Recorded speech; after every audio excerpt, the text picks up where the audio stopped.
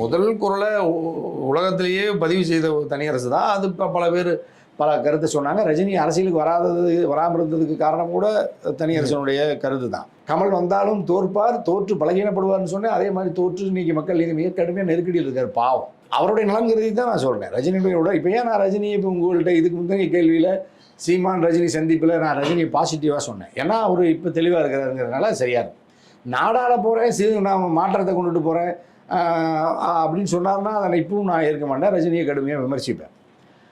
அப்படித்தான் இப்போ விஜயும் அப்படி ஒரு ஒரு மோசடியாக தமிழ்நாட்டு மக்களின் அறியாமையை பயன்படுத்தி, திரைக்கவர்ச்சியை பயன்படுத்தி அதிகாரத்திற்கு வாக்குகளை பெற்று அதிகாரத்துக்கு வந்துவிட வேண்டும் என்கின்ற அந்த ஒரு ஆசை, அது மோசடியானது, பிழையானது, தார்மீக நெறியற்றதுங்கிறதுனால தனியரசு கடுமையாக எதிர்க்கிறேன்.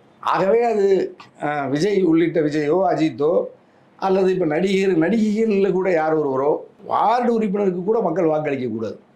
அவர் சட்டமன்ற உறுப்பினராக, நாடாளுமன்ற உறுப்பினராக, முதல்வராக, பிரதமராகலாம் பிறகு ஒரு வார்டு உறுப்பினராக கூட, மாநகராட்சி, நகராட்சி, பேரூராட்சி, கிராம உறுப்பினராக கூட